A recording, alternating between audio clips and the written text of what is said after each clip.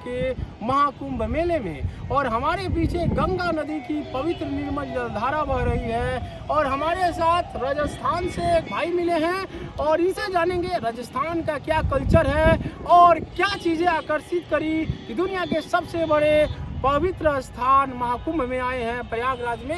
इनसे पूछेंगे। सबसे पहले आपका हम बताइए, महाकुंभ नगरी में आपका स्वागत है, मोस्ट वेलकम है। आप कई बार आए हैं कि पहली बार आए हैं? नहीं, हम फर्स्ट बार आए हैं। फर्स्ट सुना बार। था कि 144 साल से ये महाकुंभ लगा है, हाँ। तो हमने सोचा कि इस साल हम जाकर महाकुंभ का जो पुण्य है वो प्राप्त कर लें। अच्छा। क्योंकि काफ़ी लोगों से सुना था कि ये 144 साल से आता है महाकुंभ और कुंभ जो है 12 साल से लगता है। तो हमने सोचा क्या पता अगले साल महाकुंभ जब भी आए हम रहें नहीं रहें, कैसे रहेंगे, क्योंकि इतने साल तो जीवित रह नहीं सकते। तो हमने सोचा इसी साल जाके और अपना जो पुण्य है वो प्राप्त कर लें। बिल्कुल, महाकुंभ जो लग रहा है 144 साल बाद लग रहा है और अर्धकुंभ हर 6 वर्ष में लगता है और कुंभ 12 वर्ष में लगता है और महाकुंभ 144 साल बाद। नक्षत्रों का संयोग है, 144 साल बाद हम लोग तो नहीं रहेंगे लेकिन इस महाकुंभ का साक्षी बने भाई। हम भी यहाँ पर हैं तो हम भी बने हैं और कहा जाता है सनातन अनादिकाल से चलता आ रहा है यहाँ पर कुंभ का स्नान और इस कुंभ का हम भी साक्षी हैं, ये भाई भी साक्षी है। राजस्थान से आए हैं, तो क्या चीज़ें आपको आकर्षित करी कि हमें जाना चाहिए, एक बार देखना चाहिए? हमें यहाँ जो तीर्थ स्थल माना जाता है, इसको बहुत बड़ा तीर्थ स्थल माना जाता है, तो हमने सोचा कि वहाँ जाकर हम भी स्नान करें, तीर्थ स्थल का जो पुण्य है वो प्राप्त करें। तो हम भी इन महाकुंभ का मेला को जो भीड़ भाड़ देख के और हम भी आकर्षित हो गए कि हमको भी जाना चाहिए। इतने लोग जो सनातनी है वो यहाँ पर आ रहे हैं तो हम क्यों नहीं जा सकते, इसीलिए हम भी वहाँ से आए।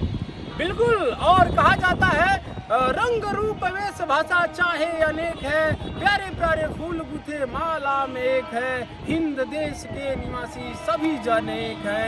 ए गंगा यमुना ब्रह्मपुत्र कृष्णा कावेरी, जाके मिल गई वे सागर में हुई सब एक है। प्यारे प्यारे फूल गुथे माला में एक हैं, कोयल की कूक न्यारी, पपीहे की टेर प्यारी, राग मगर एक है, हिंद देश के निवासी सभी जन एक है। कहा जाता है भारत अनेकता में एकता का सबसे बड़ा देश है और सबसे बड़ा देश का ये प्रमाण है। भाई साहब राजस्थान से हैं, ये मरवाड़ी जानते हैं? बिल्कुल बिल्कुल, मरवाड़ी जानते हैं, बहुत ज़बरदस्त जानते हैं। इनसे कुछ पूछेंगे और हम लोग भोजपुरी, हिंदी और इंग्लिश बिलोंग करता ही जानते हैं, लेकिन भाई साहब मरवाड़ी जानते हैं, हिंदी जानते हैं। तो सबसे पहले बताइए, मरवाड़ी में जो रोटी होती है उसको क्या कहा जाता है? ऐसे तो लगभग जगह रोटी बोलते हैं, लेकिन हमारे जो बाजरी की रोटी बनती है ना उसको सोगरा बोलते हैं। सोगरा। हाँ, बाजरी का सोगरा बोलते हैं। और भी कई जगह पे राजस्थान में जो मक्के की रोटी होती है वहाँ वो अलग तरीके से बोलते हैं और लगभग जगहों पर रोटी बोलते हैं, क्योंकि जो हिंदी का जो वर्ड है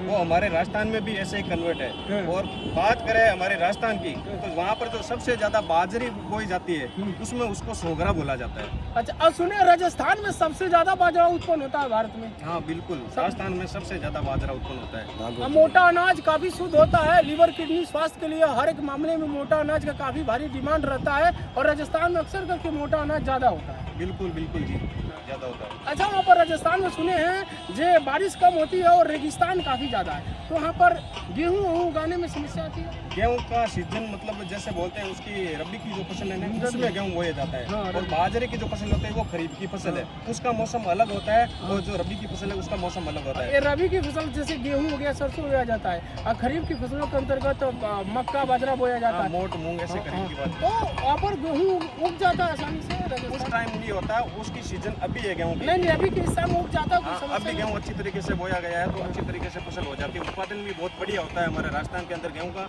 और सबसे ज़्यादा अगर देखा जाए तो पंजाब में, गुजरात में, ऐसे वहाँ पर भी गेहूं का उत्पादन बहुत बढ़िया रहता है।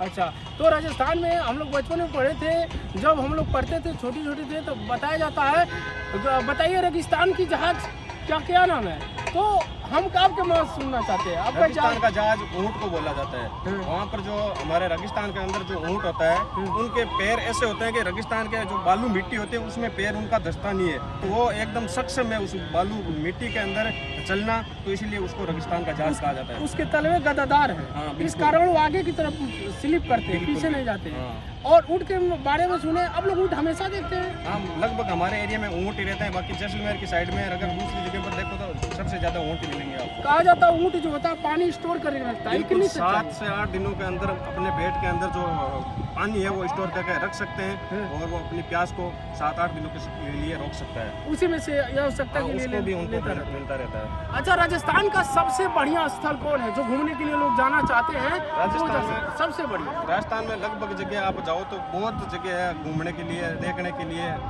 बाहर के टूरिस्ट लोग हैं वो भी घूमने के लिए आते हैं राजस्थान में, जैसे जैसलमेर है, जयपुर है, कई जगह ऐसी है जहाँ पर घूमने के लायक जगह है जहाँ पर बाहर के टूरिस्ट लोग भी आते रहते हैं। महाराणा प्रताप का कोई ऐसा किला, कोई ऐसी चीज?